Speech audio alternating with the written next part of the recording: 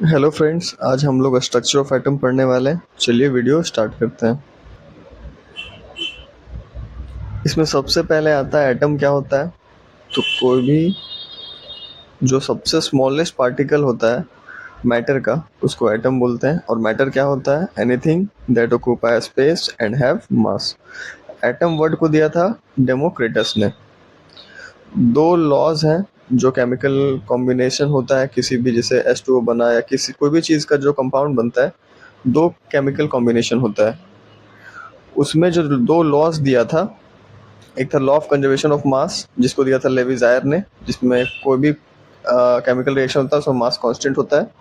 एक होता है लॉ ऑफ कांस्टेंट प्रोपोर्शन, तो इसको दिया था प्रोस्ट ने। ये कहते हैं फिक्स रेशियो में रहता है, जो हमने पढ़ा था H2 और O2 का वाटर में जो मास से रेशियो है 1:8 है। उसके बाद आता है Dalton atomic theory. Dalton atomic theory आया था 1808 में। इन्होंने कहा था कि एटम जो है वो पार्ट लेते हैं केमिकल रिएक्शन में, और इन्होंने ये भी कहा था एटम कभी टूटते नहीं है, जो आगे जाके गलत प्रूव हुआ था। एटम टूटते हैं इलेक्ट्रॉन प्रोटॉन न्यूट्रॉन में, लेकिन डाल्टन ने कहा था एटम नहीं टूटते हैं। तो इनका लिमिटेशन, इनका खामियां क्या था, ये नेचर ऑफ फोर्स के बारे में एक्सप्लेन नहीं कर पाए थे। और क्या किए थे, एटम बोले थे टूटता नहीं है, लेकिन आगे पता चला एटम टूटता है इलेक्ट्रॉन प्रोटॉन और न्यूट्रॉन में। ये इनकी दो खामियां थी। अब एटम वर्ड को डिस्कवरी किसने किया था, हमने देखा डेमोक्रिटस ने। अब मॉलिक्यूल वर्ड जो है, मॉलिक्यूल मतलब क्या, जैसे H2 N2, ये सब क्या है, मॉलिक्यूल है। मॉलिक्यूल वर्ड को दिया था एवोगैड्रो और ऑस्टवर्ल्ड ने 1896 में। एटोमिसिटी क्या होता है, हमने पढ़ा था number of atom constituting A molecule, मतलब H2SO4 है। H2SO4 है, इसमें नंबर ऑफ एटम क्या होगा, तो हाइड्रोजन का 2, सल्फर का 1, ऑक्सीजन का 4, तो हो गया 7। तो एटोमिसिटी क्या हो गया इसका, 7। तो ये हो गया एटोमिसिटी, मतलब नंबर ऑफ एटम्स कितने हैं उसमें। फिर अगला आता है कैथोड रेस। एक तरह का रेस होता है जो स्ट्रेट ट्रेवल करता है बीम ऑफ इलेक्ट्रॉन में, और particle which constitute cathode core electron, मतलब नेगेटिव चार्ज होता है। सिंपल टर्म्स में, एक ट्यूब हमने एक्सपेरिमेंट में लिया था, तो जब हमने इसमें फिल किया था गैसेस, और ये दो हमने इलेक्ट्रोड लिया था, जिसमें एक था कैथोड एक था एनोड। कैथोड था आपका निगेटिव चार्ज, कैटायन मत समझिएगा, ये कैथोड अलग है। कैथोड था आपका निगेटिव चार्ज, एनोड था आपका पॉजिटिव चार्ज। और हमने इसमें कुछ गैस फिल किए थे, और ये एक्सपेरिमेंट कर रहे थे जे जे बाबा, जे जे थॉमसन कर रहे थे एक्सपेरिमेंट। और ये जो गैस था, बहुत लो प्रेशर का गैस लिए थे वो।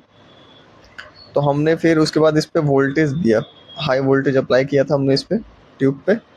तो हमने क्या देखा कि रे जो है वो कैथोड से एनोड की तरफ जाने लगा।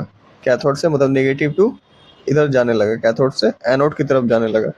तो ये जो रे जा रहा था, ये जो रे जा रहा था, यही रे कहलाया आपका कैथोड रे।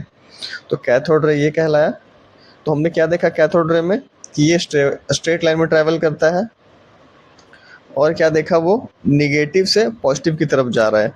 तो इससे हम लोग क्या कंक्लूजन निकाल सकते हैं, ये कि जो कैथोड रे है वो निगेटिव चार्ज है, और यही जो आगे चल के इलेक्ट्रॉन है, यही इससे डिस्कवरी ऑफ इलेक्ट्रॉन में ये एक्सपेरिमेंट मदद किया था। तो उसी एक्सपेरिमेंट से जे जे थॉमसन ने इलेक्ट्रॉन का डिस्कवरी कर लिया था। तो मैं जब इलेक्ट्रॉन का चार्ज निकाला और मास निकाला, फिर वो दोनों का रेशियो लिया, तो उसका वैल्यू आया था 9.58 इंटू 10⁴ कूलम पर ग्राम। अब हम लोग देखेंगे इलेक्ट्रॉन, प्रोटॉन और न्यूट्रॉन के बारे में। सबसे पहले इलेक्ट्रॉन के बारे में देखते हैं। इसका डिस्कवरी किया था थॉमसन ने 1897 में। इलेक्ट्रॉन नेगेटिव चार्ज होता है।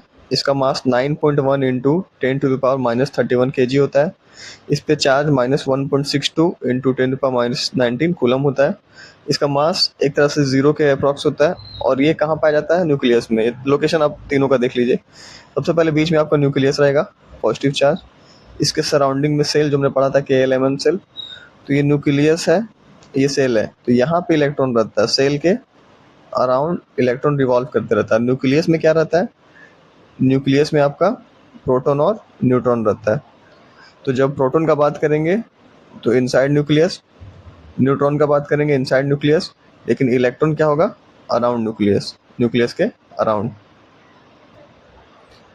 उसके बाद प्रोटॉन का डिस्कवरी किया था रदरफोर्ड और गोल्डस्टीन। अगर ऑप्शन में सिर्फ रदरफोर्ड है तो रदरफोर्ड, और दोनों दिया हुआ है तो रदरफोर्ड मारिएगा, और सिर्फ गोल्डस्टीन है तो गोल्डस्टीन मार दीजिएगा। 1911 में। प्रोटॉन एक तरह का पॉजिटिव चार्ज होता है, इसका मास, ये डाटा है, ये दोनों डाटा है, इतना इंपॉर्टेंट नहीं है, ये भी उतना इंपॉर्टेंट नहीं, ये लोकेशन वाला इंपॉर्टेंट है, कौन कहाँ रहता है, और ये इंपॉर्टेंट है कि कौन किसका डिस्कवरी कौन किया था। न्यूटन का डिस्कवरी किया था चैडविक ने 1932 में। ये सब डाटा उतना इंपॉर्टेंट नहीं है, और ये इनसाइड होता है न्यूक्लियस के, ये जरूरी है। और एक देखेंगे न्यूक्लियस एक एटम का जो रहता है वो कंसिस्ट करता है प्रोटॉन, न्यूट्रॉन, सिर्फ हाइड्रोजन को छोड़ के, जैसे हाइड्रोजन 1 और 1 होता है। तो इसमें हम लोग क्या करते थे, न्यूट्रॉन निकालने के लिए इसमें से ये घटाते हैं, तो 1 में से 1 घटा देंगे न्यूट्रॉन निकालने के लिए, तो न्यूट्रॉन कितना आएगा, 0। तो इसमें न्यूट्रॉन नहीं होता है, इलेक्ट्रॉन और प्रोटॉन होता है। अब इसके बाद कुछ मॉडल दिए गए थे कि एटम दिखता कैसा है, रहता कैसे है, कैसे शेप होता है। तो जो सबसे पहला मॉडल दिया था 1808 में सॉलिड स्फीयर का, डाल्टन ने दिया था।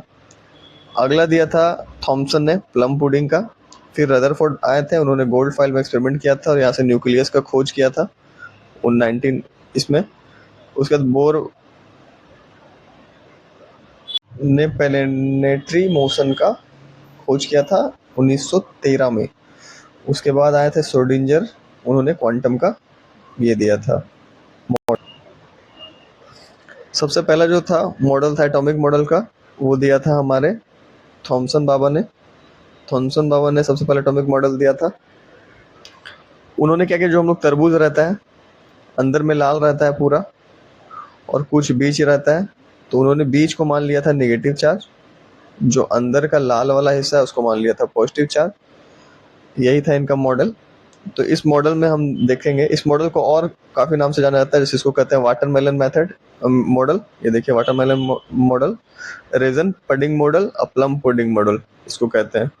इसमें जो रेडियस था वो कितना था, रेडियस जो था यहाँ से यहाँ तक, रेडियस जो था 10⁻⁻8 सेंटीमीटर। उसके बाद क्या था, इन्होंने कहा था कि जो पॉजिटिव चार्ज है पूरा फैला हुआ है, spread through out the atom में, पूरा फैला हुआ है, और जो इलेक्ट्रॉन है वो एम्बेडेड है उसमें, जैसे सीड्स और प्लम में जो होता है। और इन्होंने कहा था जो एटम्स है वो पूरा पूरे न्यूट्रल है, मतलब इस पूरा एटम पे कोई चार्ज नहीं, पूरा एटम का चार्ज 0 है, ये कहा था थॉमसन ने। सब जो एक्सपेरिमेंट करते थे उनका कुछ कुछ खामी होता था, वो खामी सुधारने के लिए नेक्स्ट मॉडल निकलता था। तो इनका खामी क्या था, गोल्ड फॉइल को एक्सप्लेन नहीं किए थे, उस केस में सिर्फ इलेक्ट्रॉन फाउंड हुआ था। वो ये नहीं बोले थे प्रोटॉन है, वो बोले थे कुछ पॉजिटिव चार्ज है, लेकिन क्या पॉजिटिव चार्ज है उसके बारे में पता नहीं था, वो आगे जाके डिस्कवरी हुआ था। उसके बाद आए थे रदरफोर्ड मॉडल 1911 में। इन्होंने एक्सपेरिमेंट किया था गोल्ड फॉइल पे रख के। उसके बाद इन्होंने हीलियम का मदद लिया था, अल्फा पार्टिकल। अल्फा पार्टिकल मतलब हीलियम। हीलियम हमने देखा था हाइड्रोजन हीलियम 2 और 4। तो इसमें इलेक्ट्रॉन आपका 2, प्रोटॉन भी 2 और न्यूट्रॉन भी 2। ये प्रोटॉन अल्फा पार्टिकल्स, इसको कहते हैं अल्फा पार्टिकल। तो 2 प्लस चार्ज है, इसका मास 4u मास है। तो उन्होंने हीलियम को हेल्प लिया था इस एक्सपेरिमेंट को परफॉर्म करने के लिए। तो इन्होंने जब पास कराया और ये गोल्ड का फॉइल लिया, तो इन्होंने बहुत सारा एक्सपेरिमेंट उसमें पाया, देखा कि मोस्ट अल्फा पार्टिकल अनडिफ्लेक्टेड पास हो गया। इस जगह से पास कराया, डायरेक्ट सीधे पास हो गए, पास कराया सीधे पास हो गए। लेकिन जो कुछ थे वो रिटर्न बैक हो गए, मतलब यहाँ से अगर पास कराया इन्होंने, यहाँ से पास कराया, इस तरफ से भेजा कि रिटर्न आ गए। तो यहाँ से इन्होंने न्यूक्लियस का फाइंड किया था। तो रदरफोर्ड मॉडल ऑफ एटम से क्या फाइंड हो गया था, हमारा न्यूक्लियस फाइंड हो गया था कि पॉजिटिव चार्ज का है। क्यों ऐसा, क्योंकि हीलियम भी तो पॉजिटिव था, ठीक है, और ये कर दिया था इसको रिपेल। तो पॉजिटिव पॉजिटिव को ही रिपेल करता है, सेम चार्ज रिपेल करता है, ये हम जानते हैं। तो सेम चार्ज रिपेल कर रहा है, मतलब ये जो है ये एक तरह से पॉजिटिव चार्ज है।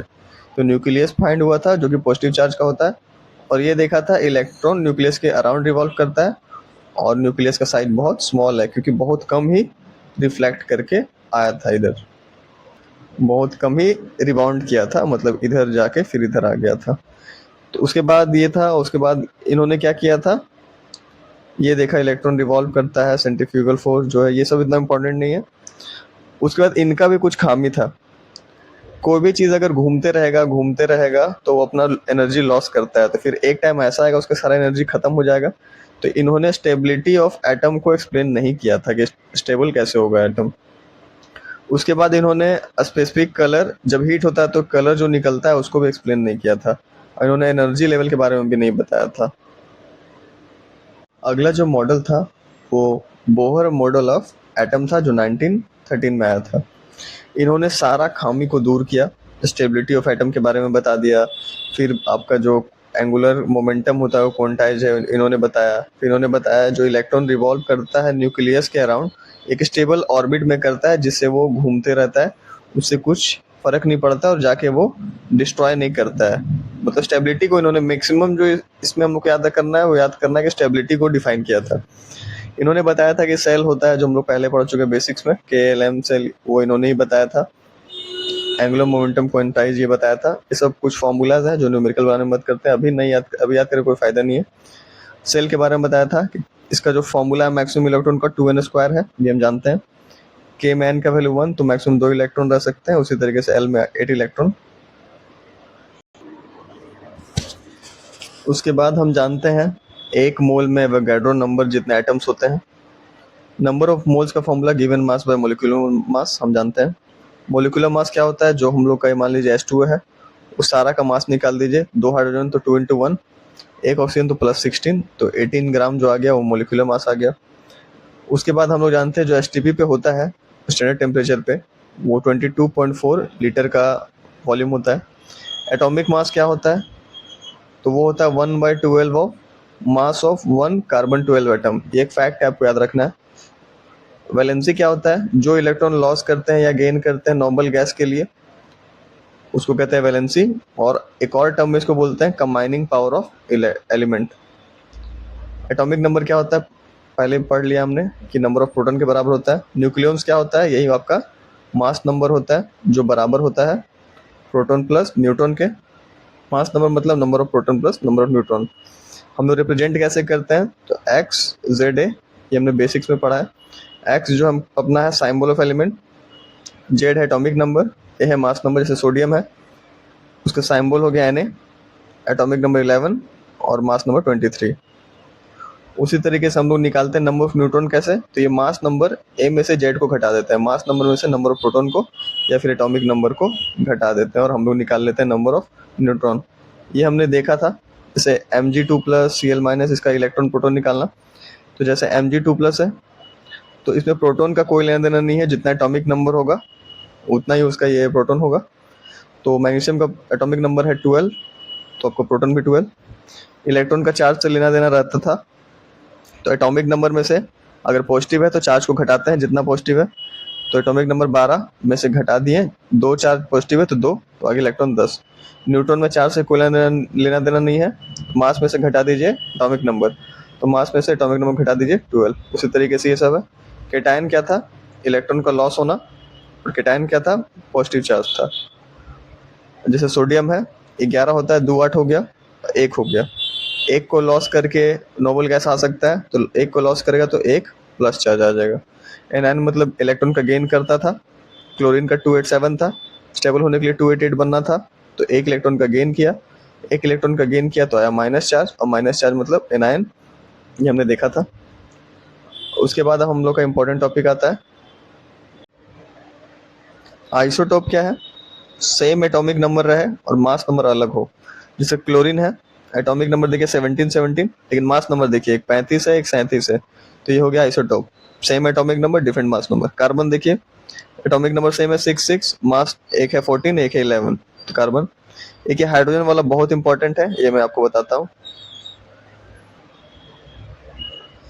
हाइड्रोजन का देखिए, जैसे ये इसका isotope same atomic number different mass number. तो जो ये पहला वाला है, एक एटॉमिक नंबर एक मास नंबर उसको कहते हैं प्रोटियम, एक एटॉमिक नंबर 2 मास नंबर उसको कहते हैं ड्यूट्रियम, एक एटॉमिक नंबर 3 मास नंबर उसको कहते हैं ट्रिटियम। इसमें बहुत सारा क्वेश्चन आता है, जैसे आपको बोल देगा आप न्यूट्रॉन निकाल के दीजिए हमको ट्रिटियम का, ट्रिटियम का। तो न्यूट्रॉन निकालना है आपको ट्रिटियम का। तो कैसे निकालते हैं? तो न्यूट्रॉन निकालने के लिए मास नंबर में से घटा देंगे एटॉमिक नंबर, इसका न्यूट्रॉन आ गया इतना। इस तरीके से न्यूट्रॉन बोल देगा आपको ड्यूटेरियम का, तो 2 - 1 आपका 1 आ गया। अगला आता है आइसोबार। क्या होता है? तो इसमें होता है different atomic number same mass number. जैसे एटॉमिक नंबर अलग अलग होगा, मास नंबर सेम होगा। जैसे आर्गन का 18 है, पोटेशियम का 19 एटॉमिक नंबर, कैल्शियम का 20 है, लेकिन तीनों का मास नंबर जो है 40 40 40 सेम है, तो हो गया आइसोबार। आइसोटोन क्या हो जाता है? आइसोटोन में सेम नंबर ऑफ न्यूट्रॉन रहता है। जैसे कार्बन, न्यूट्रॉन का नंबर सेम होगा, मतलब मास नंबर में से जब आप एटॉमिक नंबर घटाइएगा तो ये जो दोनों का सेम आ जाएगा वो हो जाएगा isotone, same number of neutron. Iso electronic क्या होता है? सेम नंबर ऑफ इलेक्ट्रॉन होता है उसमें, आइसो इलेक्ट्रॉनिक। जैसे आपका सोडियम प्लस में भी 10 इलेक्ट्रॉन और मैग्नीशियम 10 में भी 10 इलेक्ट्रॉन, तो आइसो इलेक्ट्रॉनिक मतलब सेम नंबर ऑफ इलेक्ट्रॉन। उसके बाद आइसोस्टर्स क्या होता है? जिसमें नंबर ऑफ इलेक्ट्रॉन भी सेम और एटोमिसिटी भी सेम। दोनों आपको पता है, इलेक्ट्रॉन निकालना भी आपको आता है, एटोमिसिटी भी निकालना आपको आता है। तो जिसमें नंबर ऑफ इलेक्ट्रॉन भी सेम हो, एटोमिसिटी भी सेम हो, वो आपका आइसोस्टर्स हो जाएगा। उसी तरीके से आपका होता है आइसोडाइफर्स। ये क्या होता है? तो सेम डिफरेंस होगा नंबर ऑफ न्यूट्रॉन का और प्रोटॉन का। न्यूट्रॉन माइनस प्रोटॉन का जो डिफरेंस है वो आता है सेम। जैसे यहाँ पे देखिए, इसमें न्यूट्रॉन आपका कितना है, तो पहले न्यूट्रॉन निकालेंगे। न्यूट्रॉन निकालने के लिए इसमें क्या करेंगे, 235 में से 92 घटाएंगे तो आपका आ जाएगा, जैसे ही आपका यूरेनियम का न्यूट्रॉन निकालेंगे तो इसमें से इसको घटाएंगे तो आएगा 143। फिर प्रोटॉन कितना हो एटॉमिक नंबर के बराबर, तो 92। ये दोनों का जब डिफरेंस लेंगे तो आएगा 51। उसी तरीके से थोरियम में जब करेंगे तो न्यूट्रॉन आपका निकालने के लिए इसमें से इसको घटाइए तो 141। अब फिर जब इसमें से घटाएंगे आपका नंबर ऑफ प्रोटॉन तो 51। ये देखिए दोनों का डिफरेंस क्या है, सेम आया। वैसा जब आएगा तो उसको कहते हैं आइसोडाइफर्स।